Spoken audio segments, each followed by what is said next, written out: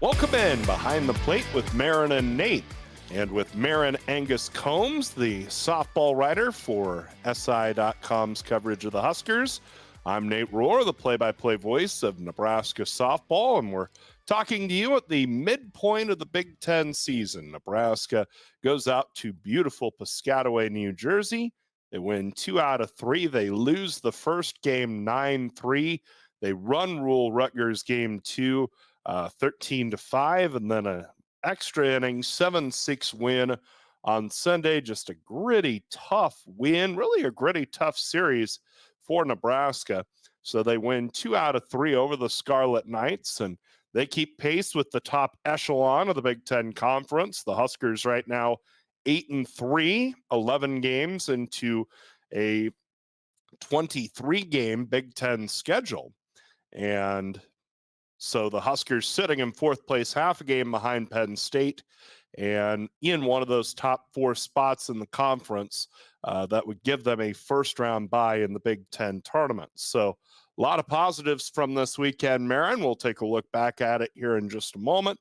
We'll also review the Big Ten weekend that was and look ahead to this weekend in the Big Ten, including the big series for the Huskers at second place Michigan. The Wolverines at 10-3 in the league. They just swept Iowa in a 3-game series. But let's get to the Huskers against Rutgers. And we'll start on Friday because I was disappointed in how Nebraska played in that game.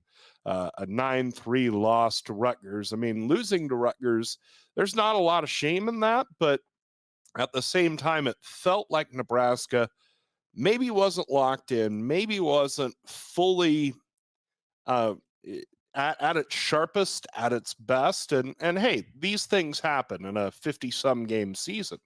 But it felt like Nebraska was a little off in that first Rutgers game. And, lest anybody take the Scarlet Knights lightly, this is a veteran lineup that'll take advantage of when you stumble, when you're not 100%. Yeah, it just seemed like they maybe were overlooking the competition a little bit because in years past, Rutgers hasn't been as competitive. But it just had, like you said, it was kind of a weird vibe. Yeah. It really was. I mean, there's no really, there's not really a word for me to like describe it other than weird vibes. Yeah, Nebraska commits 2 errors. They get a couple people thrown out on the bases. I say Nebraska commits 2 errors, and there were really a couple other plays that could have gone in the books as an error.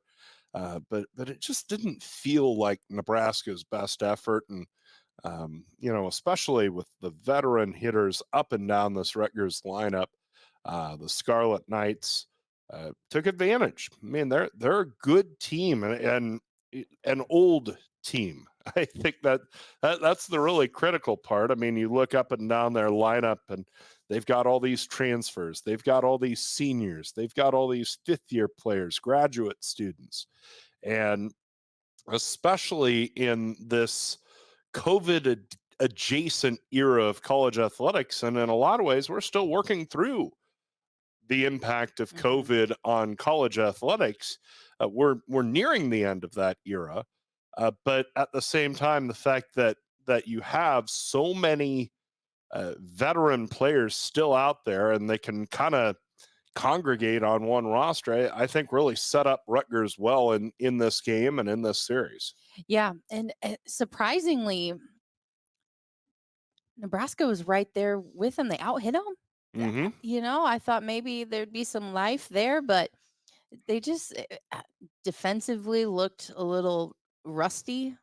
I think maybe I don't know what the word is. Yeah, it just wasn't all there. It's tough to kind of put your finger on, but it just wasn't Nebraska's sharpest game. And again, where Nebraska is in the conference race, where they are in pursuit of an at-large bid for regionals, that's disappointing because it feels like this team's kind of on the high wire right now, and they need greatness every time that they need their best every time they go out. But like we said, it's tough to have that sharpest, that best, that A1 game ready every single time you go out there. And unfortunately, they ran into a Rutgers team that was able to take advantage of their slip ups. And, Maddie Boyd, to her extreme credit, another veteran player, pitched in and out of jams and was able to strand 8 runners. And Nebraska was just never able to get that hit to get them back in that game. And so, it was just a game where it wasn't Nebraska's best, and you don't want to dismiss it because Rutgers did a whole lot right in their respect, but at the same time, it just felt like one of those games where Nebraska wasn't going to win.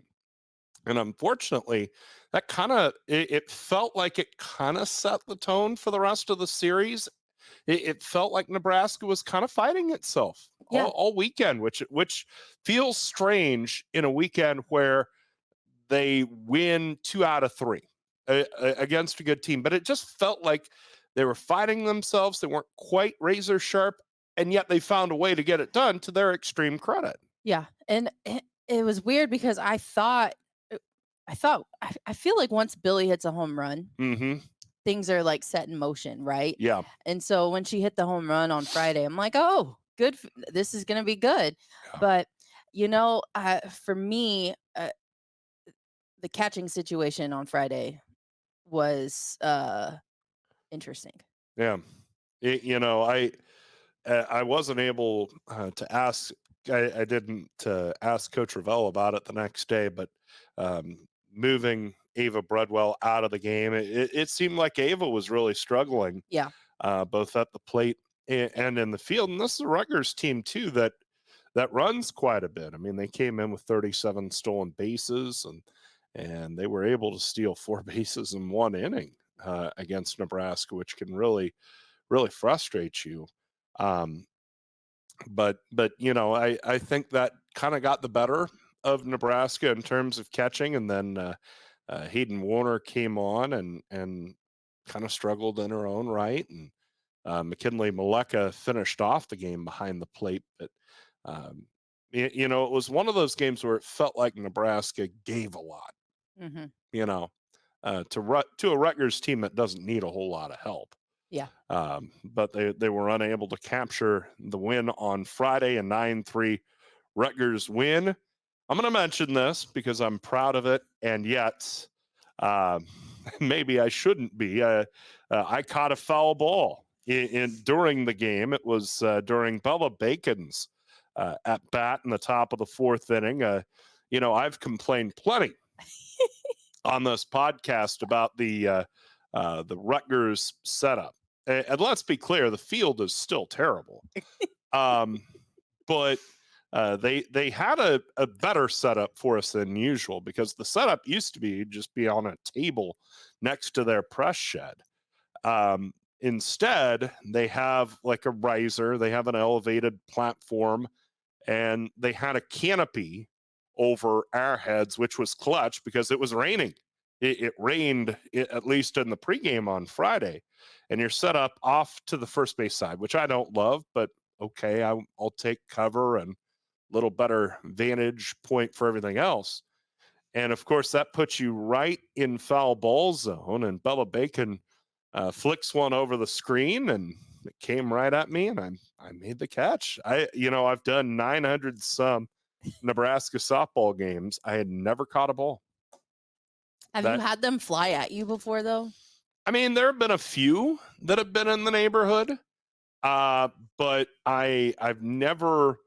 It's rarer than you think. I mean, I think of listening to like Major League Baseball games, and some of this is they're major leaguers, right? Right. So they're hitting the ball harder, they're hitting the ball higher, the pitch is faster, so it's coming in with more, it's going up with more.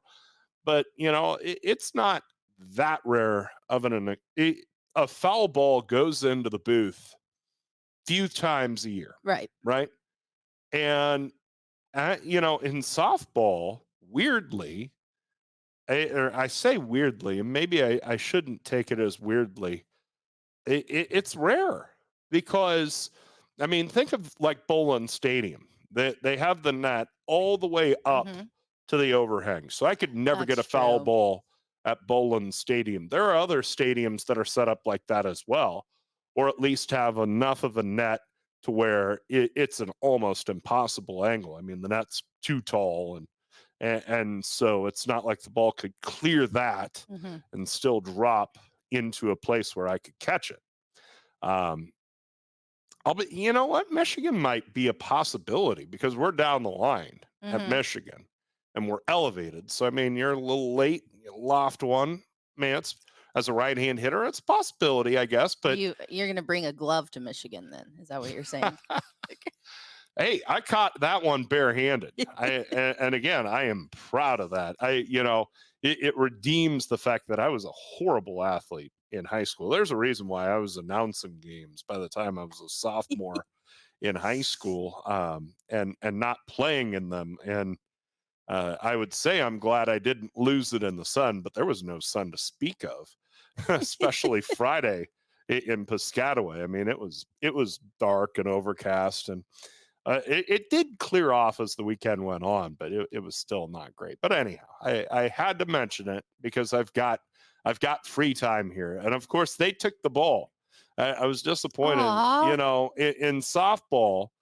I don't know if anybody lets you keep the ball. No, and sometimes I mean, you get it's like a bigger ball. Yeah, well, you get like a prize or something, when you turn it in. Did you And get now that you anything? mention it, no, I did not. And that makes me perhaps even madder because, okay, hey, you know what? The rule is you're going to keep the softball. Fine, whatever. That's your deal. I mean, I know at our place we track down the foul ball softballs. So, okay, fine. Where's my prize? Where's my little candy bar? Or Right. I think at Bowlin they give out baseball card or softball cards, Right. cards of the Yeah. Huskers. Where's my prize? I don't know. We're gonna have to take that up with Rutgers. But I will say your call of your catch was fantastic. Oh, thank you. And for anyone who hasn't heard it, they can find it on your Twitter. Yes. It was amazing. I was listening live. Yeah. And I was laughing so hard I was almost in tears. Yeah. And then the actual video from Big Ten Plus. Yeah. I was glad that is one part that's pretty exciting because sometimes you catch a foul ball and there's no video there. So, for everybody else could think, oh, you're lying to us, or it bounced up to you or anything like that. Everybody could see my heroic athletic deed, as it were. So that was the one bright spot on Friday. Everything else a little bumpy for the Huskers. All right, Saturday, Nebraska 13-5 winner. Again, they jump out to a lead. They score in the first inning, and really string something together. I thought it was a game where, Morgan Smith, and let's make sure we underscore her. She's having a conference player of the year type year at Rutgers. At Rutgers, she's probably your front runner for conference player of the year, but her credentials for that award are as a hitter, as their center fielder. She's really had a tough time of late pitching. And she lost her control in that first inning, and it just kind of set the tone for one of the weirder games I've ever seen. Quite frankly, there was so much just junk in that game. I mean, I'm scanning my scorecard right now. You had a catcher's interference. You had the disputed double play and to end the fourth inning. We'll get into more detail on that in a minute. You had people getting thrown out on the bases. Even though Nebraska run ruled that game, it never felt like they were dominating it. It just kind of popped open for them. I can't explain that game except Nebraska made fewer mistakes. They didn't commit any errors, which I should point out. But it was just one of the stranger games that I had seen, and fortunately, Nebraska was able to take advantage of the weaker part of Rutgers pitching staff and capture the victory in that one.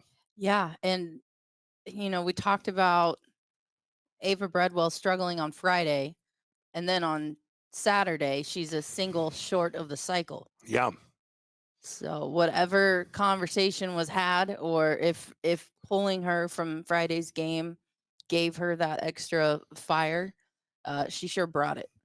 And, they dropped her in the batting order down to the 9 spot. And there was some shuffling in the lineup that was necessitated by the injury that Brooke Andrews suffered on Friday. That's another thing that kind of added to the sloppiness of Friday, was the fact that you had the outfield shuffled from what it is normally. But, Saturday they just pieced it together and found a way. And yeah, you mentioned what Ava Breadwell was able to do, dropping her down to the 9 spot. This is maybe one of the best 9 spots in all of college softball, because you have an All-American hitting in front of you. So you're going to see something to hit. Right. And credit to Ava. She took full advantage of it with, as you said, a double, a triple, and a homer, and she drove in 3 runs. Ava's a good hitter. It's just, she had been slumping lately. And, sometimes things creep into your brain. Sometimes you get into a cycle of losing confidence. I wonder if that contributed to some of what we saw on Friday, but dropping her down in the batting order, taking some heat off of her, I think really helped her and allowed her to play the way she's capable of. Yeah, there's something to be said for dropping someone who's been in the middle of the lineup down to the bottom. Yeah. The bottom of the lineup on Saturday between her and Caitlin Neal just tore it up. Yep. Yeah. Now, Caitlin Neal, before we go any farther, 2 for 3, 4 RBI. Neal was on at first in the 4th inning for, again, another weird play. And I don't think I don't think this umpiring crew got it right. So there was 1 out. Neal was at first, and McKinley Maleka was running for Emerson Cope, and she was at third. And with the count 0-1 to Bella Bacon, Neal was taking, she might have been stealing second, but she left early. So in how they adjudicate it now in softball, it's a delayed dead ball, except first base umpire Bill Gattuso yelled, "Runner out for leaving early." That doesn't help. So Bella Bacon hits a fly ball to center field, to fairly deep center field, and drives in Maleka. Maleka tags at third and scores. Meanwhile, Rutgers plays the ball back to first. Neal had abandoned her path first to second, basically, because she was told she was out. So they throw to first and double her up. And after a lengthy delay, the ruling was the run scores and the double play stands, because Rutgers had the option of either A, taking the runner leaving early, so it'd be a dead ball, Neal's out, there are 2 outs, it's 0-1, count on Bacon, runner at third, or take the result of the play, which is why it's a delayed dead ball instead of an immediate dead ball. I don't think they got this right. It's very confusing. And it was to Nebraska's benefit. So it starts out because they call Neal out for leaving early. And in talking with the Nebraska coaching staff about this, the mechanic and the way it's supposed to go is the umpire is just supposed to stick out their fist in the delayed dead ball signal. Instead, he yelled, "Runner out for leaving early." That puts it in Neal's head, okay, I'm out, I'm done.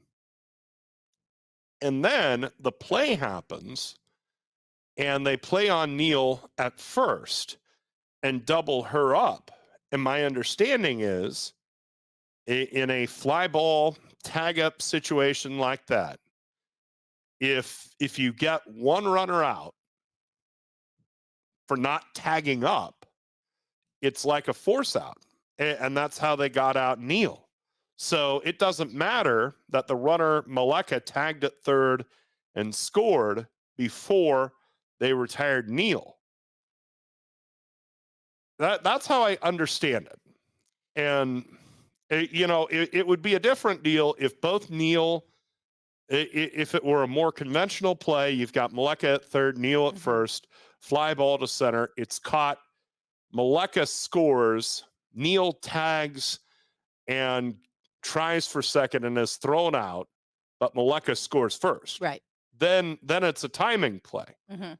But my understanding is because tagging it's a up, force play. yeah, it's a force play. So the run doesn't score. Shouldn't score. But they gave Nebraska the run. I'm still confused. Yes. Because on a double play ball like that, the run should not score. Right. Yeah. However, the run score. I'm still confused at the part where he actually said out for leaving early because technically that's a dead ball play. Well, when you yell it like that. Yeah. What needed to happen is they either needed to stop the play, which would have been wrong, but would have been less wrong, I think. Basically, I think they gave Nebraska the run because they figured they were in the wrong. Because they fudged it already. Yeah. Yeah. Yeah. Maybe. But then on the other hand, if you're Kristen Butler, don't you just take, all right, Neal's out, we'll take our chances with the runner at third and 2 outs, don't you? Yeah. Don't you take the run off the board? Take the run off the board. Yeah.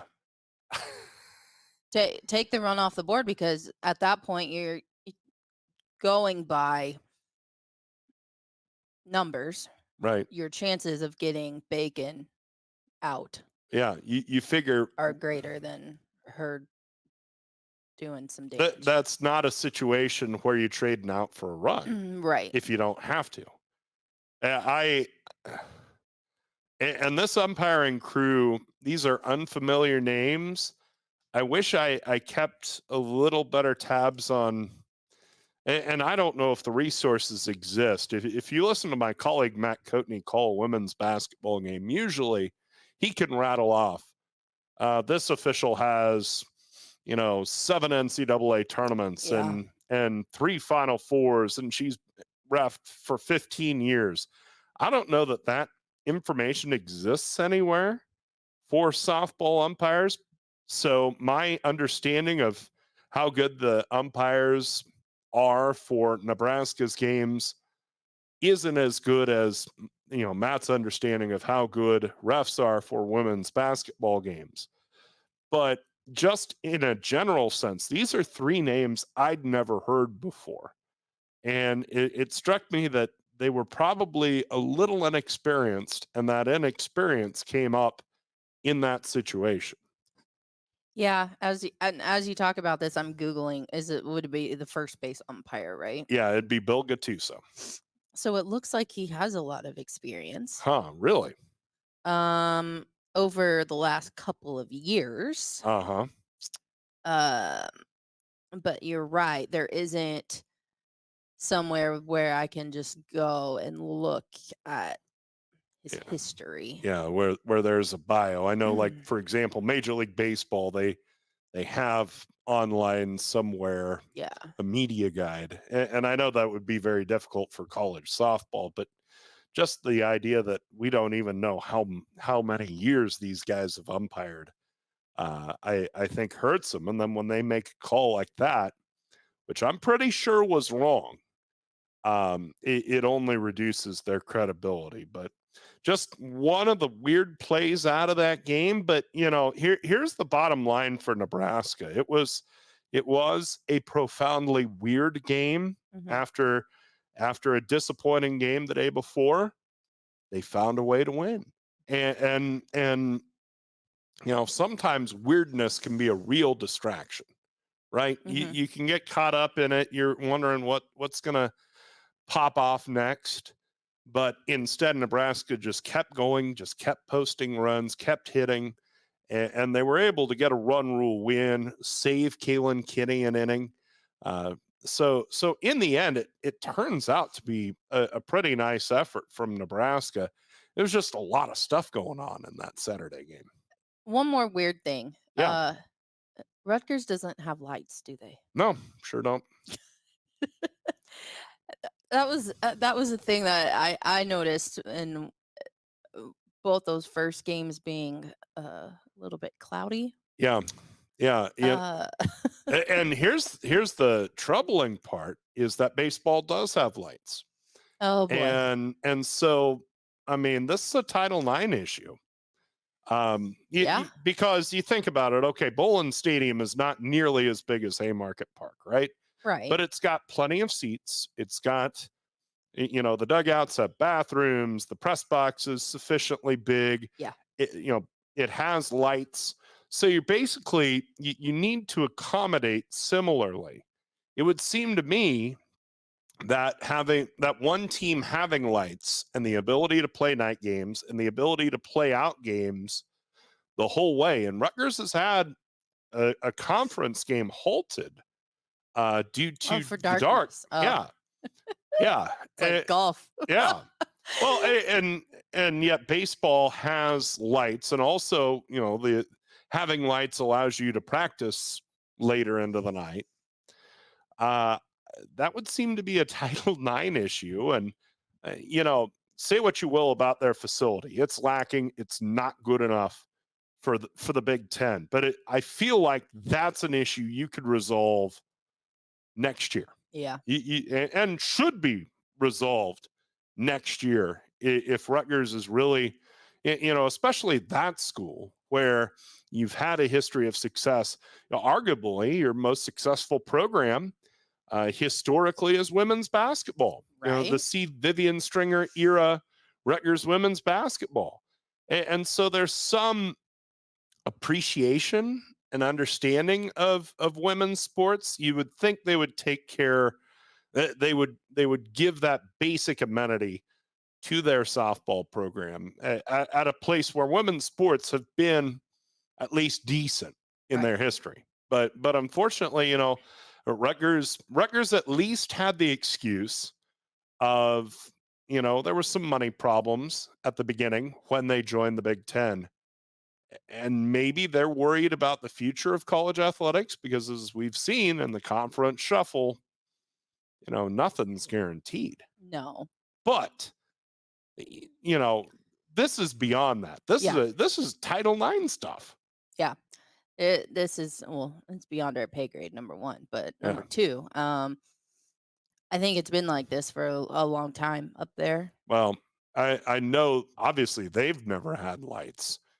I don't know when baseball installed theirs. That's my question. Because, it's one thing if it just happened. It's still not good.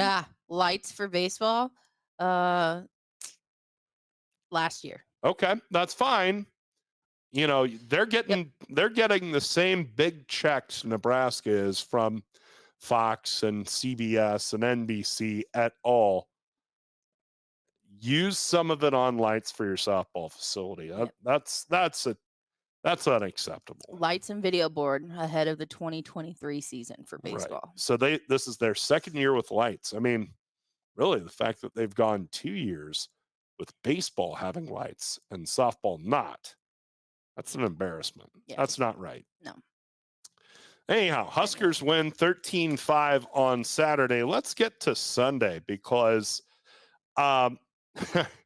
my mood shifted pretty drastically about the sixth inning. The Rutgers got out to a 5-1 lead in this game. Kalen Kinney, who had pitched reasonably well the day before, they had a pretty good beat on her. And Nebraska committed a couple of errors to allow some runs to score. But at any rate, Rutgers gets out to the 5-1 lead. Nebraska had left 7 runners on base. It just had the feeling of a game you were going to give away, Yeah. and a really frustrating game. And, Caitlin Neal homers in the fourth, about the only bright spot.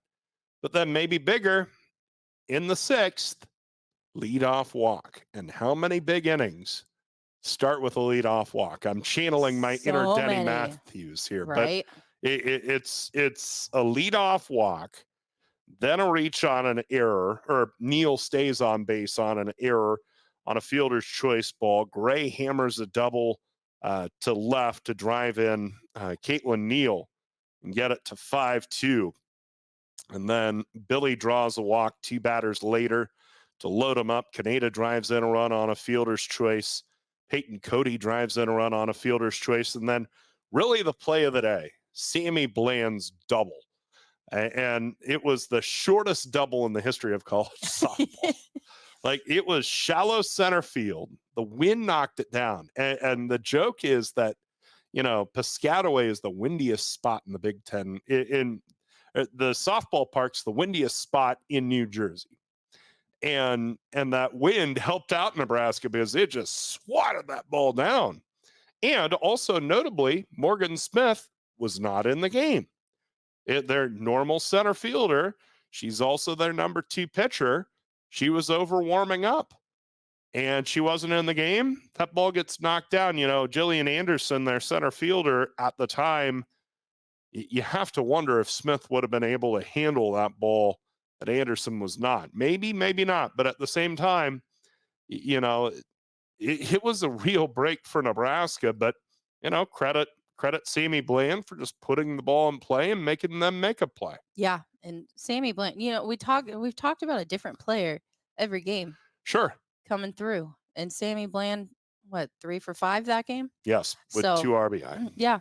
And that play really changed the course of the rest of the game. Well, I mean, it completed the rally because, I mean, even if you're sitting there if you're sitting there at 6-4, Mm-hmm. I mean, you feel good, but it's right. But where you have tied it up after not having a whole lot of life and banging your head against the wall, the first half of that game, all of a sudden you've done what you needed to do. And, it really gave Sarah Harness a boost because she allowed 1 base runner the rest of the way. And she really pitched with some confidence. And with her, that is so big. It drives you nuts a little bit because you feel like her stuff is there. Yeah. But it's what's between the ears and how she's able to bring that stuff out. And there are times where she's able to do it, and there are times where she's not. But the fact that they got it back to tied, I think let her take a deep breath, reset, and go at it. That was by far one of her best outings of the year, if not the best outing of the year for her. And when you come into a game down, your team is able to rally to tie. Yeah, that adrenaline moves to the pitcher, right? Sure. She's got this newfound confidence, like, hey, you know what? We got this. Let's finish it. Yep. It's a whole new game and a reset. And then, of course, in the 8th inning with 1 out, Billy Andrews draws a walk. They bunt her to second. Peyton Cody, the fact that she's getting consistent at bats right now, she's a good hitter, flat out. Yep. Roll out of bed on Thanksgiving morning, she can get you a hit. And the fact that she's getting a little more consistent time, I think, has allowed her to be big for this Husker team. And so Nebraska wins that one 7-6, and so they win the series 2 out of 3. Checking out the RPI through last weekend, the Huskers 43rd. They are still 4th place in the Big Ten in terms of RPI standing. Penn State still first, 28, Northwestern 35, Indiana 40, and Nebraska 43, Michigan 51. Where Nebraska is right now, they would be squarely on the bubble. Yeah. For Selection Sunday. Now, the good news is they play Michigan at Michigan this week. That's 3 games against RPI 51. And then they have 3 at home against Northwestern, RPI number 35, the following weekend Mm-hmm. after the doubleheader with Iowa. And then Minnesota 65. That's still decent. That can still help you. I mean, Rutgers is RPI 96 and Nebraska went up 5 spots, winning a series. So the point is, it's out there for Nebraska. Regionals is still there for the Huskers if they take care of business, if they win. And I think this series against Michigan is utterly huge in that. I think the Yeah. Rutgers series was about giving yourself a chance to really position yourself with this series against Michigan. Yeah, the series against Michigan is huge, and I know kind of all season we have been a little iffy on Michigan, Yeah. but here they are Yeah. at the top of the standings, In second and place in the league. Yep. and you got to take care of business on the road again. Yeah. Yeah. And that's one of the few hostile environments in the Big Ten, truly hostile environments. There are environments that are different, but they draw a crowd. They draw a passionate crowd because of the history and tradition. And notably, Michigan is 9-0 at Carroll Hutchins Stadium this year. And when did their season turn around? Because it was a really bad non-conference Yeah. season for them. It turned around when they started playing at home and starting getting the chance to play in a favorable environment and drawing from the crowd. And so it's a challenge ahead of Nebraska. Michigan, they're hitting a little better. Mhm. They're right about average league wise. I mean, 280 team average, and they have 3 hitters over 300 for their regulars. They're a pitching forward team. Lauren Durkowski's the best, one of the best in the league. Aaron Hain has gotten their number 2 work, but I think it's just going to be low scoring, tough, competitive games, and um, different games than the ones we saw this weekend, because you feel like Rutgers, they were slugfests, Mhm. and you could kind of count on there being some runs out there. Michigan, I don't think so. Yeah, with Michigan, you have to pick and choose kind of who you're going to go up against, right? Because Hmm. we're looking at right now Kiki Thul's a reigning co-player of the week with Morgan Smith, Yeah, and Ella Stevenson is the freshman of the week. Um, 2 good hitters. yeah, They had great weeks. But next you don't want the best player to beat you. Kiki Thul's one of their best players. hmm, Is there a way to make the others step up? yeah. Thull's definitely their best power bat. Yeah. Sealer leads them in average. Ellie Sealer, 365. Maddie Erickson right behind her at 364. I do think there are outs to be had in that lineup. And Mhm. again, I know we've been pretty harsh on the Michigan lineup all year. Yeah. And but I think with some factual backing. I mean, they just did not hit the first couple months of the year, and some of that's playing a really tough schedule, and I get that, but once you don't hit, that can really be an albatross on you. And even in the Iowa series, it felt like there were games where they really had trouble getting their offense going. And so you feel like if you can get some good starting pitching, if you can get out to early leads, you can really turn the heat on Michigan and put the pressure on them, because like we mentioned, Nebraska's sitting there squarely on the bubble. It's safe to say Michigan's on the wrong side of the bubble Yeah. right now, in part because of the non-conference. So I mean, the pressure, frankly, is on Michigan, I think. I agree. I mean, look, Durkowski, she's 18 and 14 Mm-hmm. with an ERA of 2.12. Yeah. She's thrown over 200 innings, yet here she is with 14 losses and an ERA Yeah. at almost 2. So figure that one out. Yeah, that's not getting enough offensive support. And so now it's going to be a real challenge to get runs off Durkowski, flat out. So you're going to face Durkowski Friday and Sunday. Right. And possibly in relief Saturday. Mm-hmm. Yep. Yep. That's the challenge. Be locked in against Durkowski, get some runs, and don't give Michigan anything offensively because if you take care of your business, Michigan's going to have trouble scoring runs. Yeah. So that is the challenge that lies ahead of Nebraska. A very interesting series with the Wolverines. I'm not going to say that losing this series knocks. I'm not going to say whoever loses this series can forget about getting an at-large. I don't think that's true. But especially on Michigan's end, that road gets a whole lot longer, at least for Nebraska. They've got the series with Northwestern. They've got the series with Minnesota, and they're already in a advantageous position right now in the low 40s in the RPI. Whereas Michigan, I think they've kind of played the good part of their schedule, other than the series with Nebraska. Yeah, I think. Although they do have a series with Penn State yet, so put an asterisk by that. They do have Penn State at Penn State. Yeah.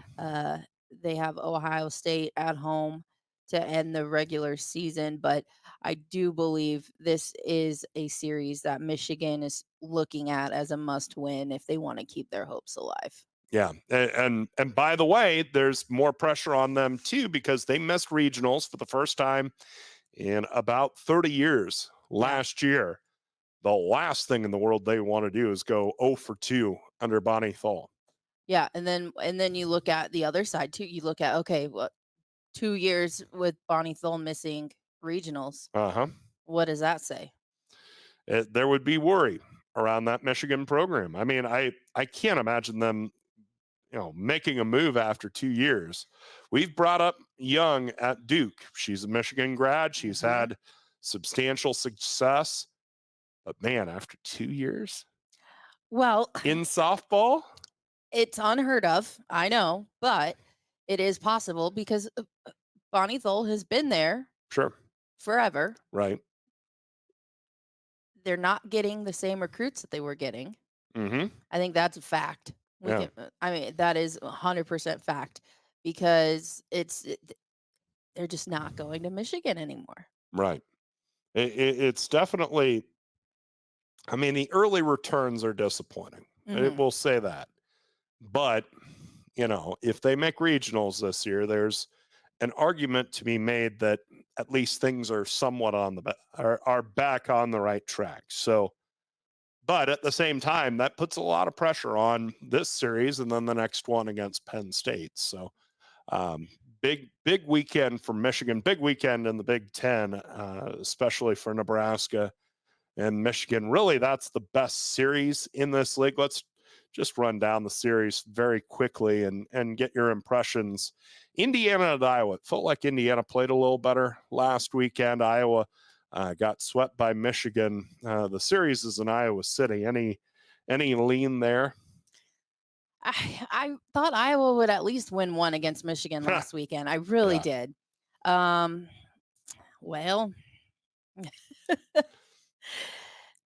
Iowa needs to win one game, hopefully.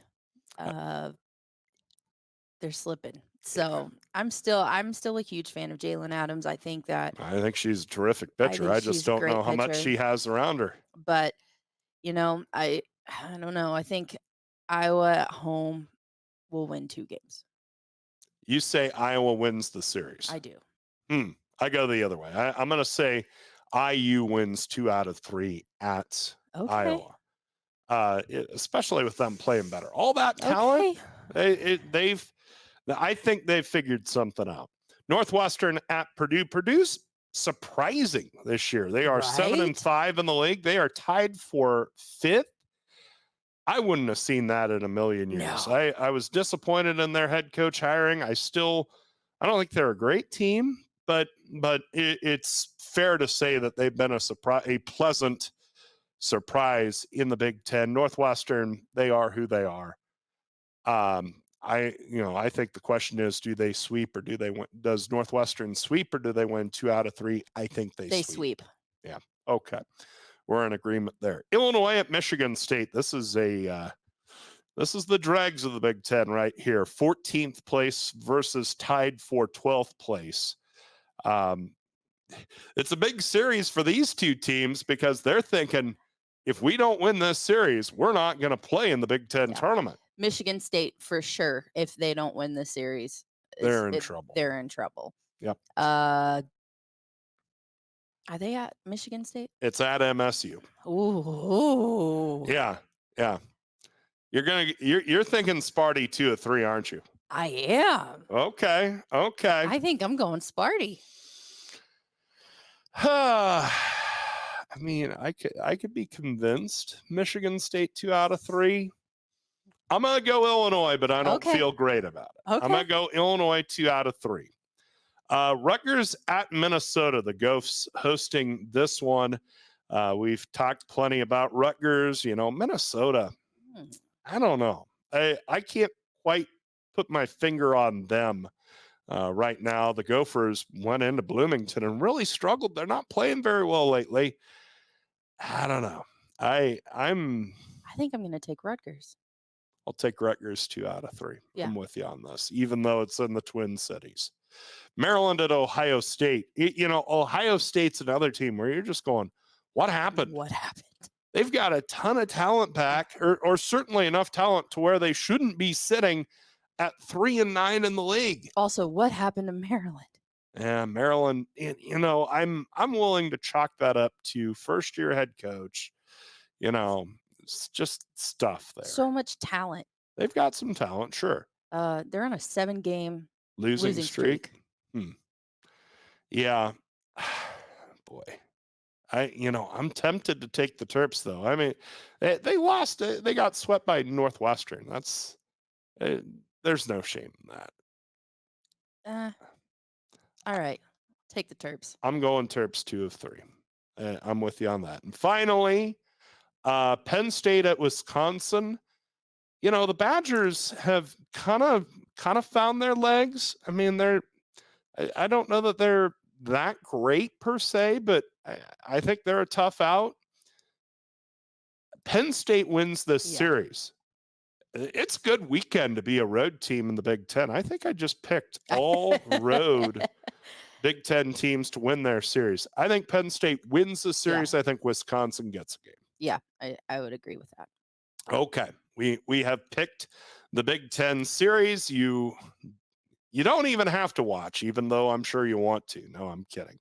Please watch and listen to the Nebraska-Michigan game. And should be a great weekend. And remember, the Huskers' last trip out to Ann Arbor was 2022. Very cold first weekend of Big Ten play. The Huskers swept a doubleheader.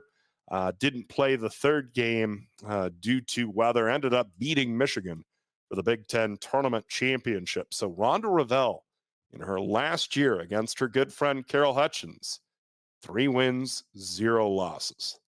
Wow. How about that? That's impressive.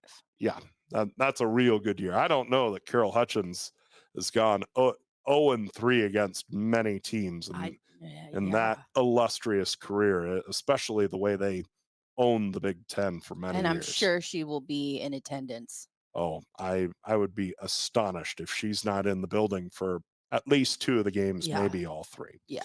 And we will be back next week to review that doubleheader, the Huskers, or that series. The Huskers also have the doubleheader against Iowa, and we'll chat about that as well as we hit the home stretch of Big Ten Softball 2024.